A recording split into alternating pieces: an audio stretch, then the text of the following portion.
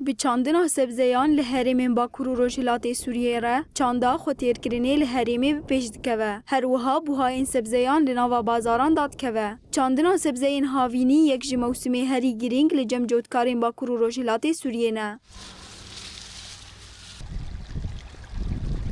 Rojava TV hevdîtin bi cotkarên bajarê Kobanê re kir. Cotkaran behsa mewsimê xwe yên îsotan kirin û gotin ku ew û tevahî herêm gelek sûdê ji ber hemên erdên xwe digirin. ام ماهي دديو دا شتلا بهنگارا دا دچينن ام بعدي دم ماهي دديو بيرا اولي يكي چارا ام شتلي خاليد خينان او ام افدانا كي جددني كي او بيرا جام حكو كي دديو ددني كي حياني يسوتي ما مازن دبن او ام نيف سيريا دربا كي جو اف ددن ام دبي برا فايداك الماجي ببه الباجاري ماجي ببه ام نحو جينارن للدارا يسوتا وينن او ام يسوتا خويا تازا قد دكن او ام هم دخون جي و ام تيري خوا دخون ايدينه شخوره دفروشن